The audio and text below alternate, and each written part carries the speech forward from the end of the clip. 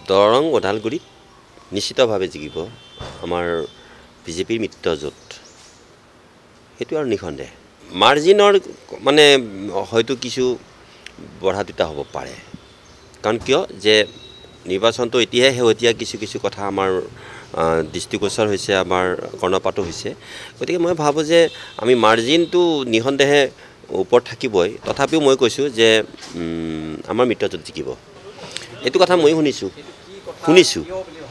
শুনিছোঁ কিয় বুলি ভাবি মানে কিয় বুলি যদি আমি ভাবোঁ, তেতিয়াহ'লে আমি একেষাৰে এটা কথা ক'ব লাগিব যে হয়তো তেওঁলোকৰ আগন্তুক যি নেকি নিৰ্বাচন আহি আছে, পৰিষদীয় নিৰ্বাচনৰ মাজত হয়তো কিবা কিবি দুই এটা সৰু সুৰা আণ্ডাৰষ্টেণ্ডিং বা বুজাবুজি নোহোৱাটো নহয়, কিন্তু সেয়া মই এতিয়া স্পষ্টভাৱে মই নক'ম, কাৰণ আমি 4 তাৰিখে ৰিজাল্টটোত যেতিয়া আমি প্ৰতিটো বুথৰে আমি যেতিয়া অংকবিলাক কৰিম, তেতিয়াহে আমি গম পাম যে সেই কথাটো সঁচা নে মিছা। প্ৰত্যাহ্বান বুলি মই নক'ম, কাৰণ কিয় আপোনালোকে জানেই যে এইবেলি যিহেতু আমাৰ মিত্ৰজোঁট অতি বেছি সুসংবদ্ধ, কিন্তু আগতেতো সুসংবদ্ধ নাছিল। তেতিয়াৰ পৰাতো নাৰায়ণ বৰকটকীয়া আৰম্ভ কৰি বা আমাৰ আপোনালোকে জানেই যে ৰমেন ডেকাকে আৰম্ভ কৰি তেখেতসকলেতো অতি সুন্দৰভাৱে জিকিছিল। আকৌ প্ৰত্যাহ্বানটো আমাৰ সন্মুখততো মই দেখা নাই তেনেকৈ, কাৰণ আমি ওপৰা ওপৰিকৈ তেতিয়া সুসংবদ্ধ নোহোৱাকৈ যেতিয়া আজি একেৰাহে জিকিছে বিজেপি, এইবাৰতো আমাৰ যথেষ্ট পৰিমাণেতো শক্তিশালী। গতিকে সেই কথাবিলাক আমাৰ মানে কেতিয়াবা মই নিজেও মাজতে উজনি অসমলৈ গৈছোঁ, আৰু উজনি অসমলৈ যাওঁতে মই মন কৰিছোঁ যে কোনেও নাজানে এটা কথা যে আমাৰ বিজেপিৰ এটা নিৰ্দিষ্ট কি আছে, যে এটা শক্তিশালী সংগঠন এটা আছে। সেই শক্তিশালী সংগঠনটোৰ ভোট ভঙাটো ইমান ধেমালি কথা নহয়, সেইখিনি যোগ কৰিলেও অন্ততঃ মানে জিকি যাব। কিন্তু কিছুমান ওপৰুৱা ভোট, নিৰপেক্ষ ভোট, এইখিনি লৈহে মানুহৰ সমস্যাটো হৈছে। আমাৰ একো সমস্যা নাই, মোৰ নিজৰ দৃষ্টিভংগীতে এইটো দলীয় দৃষ্টিভংগী নহয়।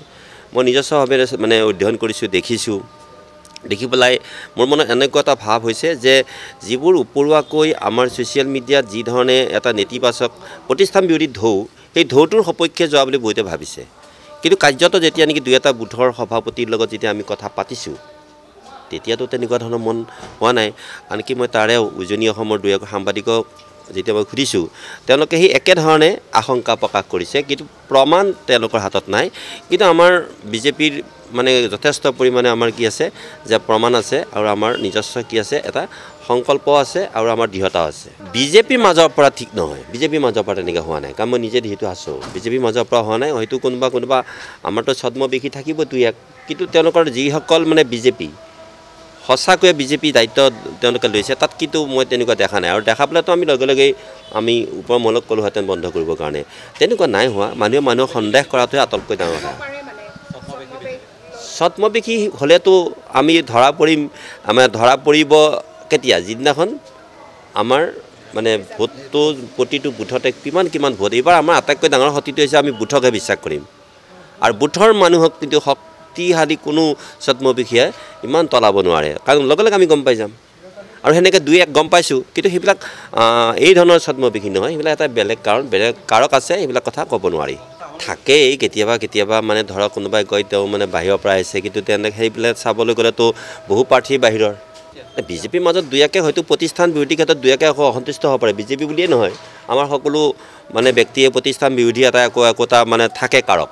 সেই কাৰকৰ ক্ষেত্ৰত কিন্তু মানে আমি বিশ্বাসী যে সেই কাৰককো অভাৰ মানে কাম কৰি পেলাই কিছু কাম হৈছে, আৰু মই নিঃসন্দেহ যে আমাৰ যিটো মানে দৰং ওদালগুৰিতেই নহয়, অন্যান্য ক্ষেত্ৰতো মই দেখিছোঁ যে আপোনালোকে স্পষ্টভাৱে গম পায় যে কোনটো সমষ্টিত কি হৈছে, যাওক গমেই পায় আপোনালোকে।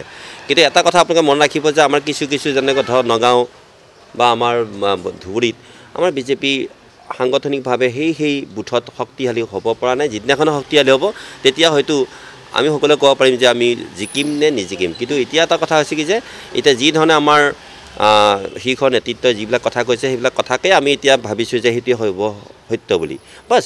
কিন্তু দৰং ওদালগুৰিৰ ক্ষেত্ৰত কিন্তু বেছিকৈ অকণমান মূৰগুচক কথা ওলাইছে, আৰু আমাৰ বড়োসকলে ভোট দিয়া নাই বুলি তেওঁলোকৰ ওপৰত এটা অপবাদ জাপি দিয়া হৈছে। আৰু প্ৰকৃতাৰ্থত যিসকল বড়ো বিজেপি তেওঁলোককো মানে কটাক্ষ কৰা হৈছে, সেইটো কথা কিন্তু সঁচা নহয়। খাদ্য সামগ্ৰী বা অন্যান্য ক্ষেত্ৰত আজিও মই কাকতত দেখিছোঁ, আৰু নিজেও বজাৰ কৰিবলৈ গৈ পেলাই মই মন কৰিছোঁ যে ঘপককৈ যিটো নেকি মানে সামগ্ৰী বঢ়া যিটো পৰিৱেশ, এক কথাত এটা কথা ক'ব খুজিছোঁ যে নিয়ন্ত্ৰণটো কিন্তু এতিয়া চৰকাৰৰ হাতত নাই 4 তাৰিখলৈকে আৰু সেইটোৱে সুযোগ কিন্তু লৈছে আৰু সুযোগ লোৱাৰ ক্ষেত্ৰত কিন্তু মই আজি কিবা এটা কথা ক'বলৈ মোৰ মন গৈছে কিন্তু মই সেইটো কথা ক'বলৈ মই খোজা নাই এইকাৰণেই যে যেতিয়া শক্তিশালী চৰকাৰ এখন থাকোঁতে নিৰ্বাচনী মানে যিটো কটকটীয়া ব্যৱস্থাটোৰ গইনা লৈ মই যদি কওঁ যে এছামে কামটো কৰিছে আমি যিটো মই মানে দেখিছোঁ মোৰ মানে অভিজ্ঞতাৰে যে আমি বিধায়কসকল বা আমি মন্ত্ৰীসকলে আমি সততাৰে কাম কৰি থকাৰ মাজতো মোৰ লগত কাম কৰি থকা বিষয়াবিলাকক কিন্তু মই কেতিয়াও বিশ্বাস কৰিব পৰা অৱস্থাত নাই 2-1ৰ বাহিৰে আজি সেই সত্যটো মই আপোনালোকৰ আগত উদঙাই দিলোঁ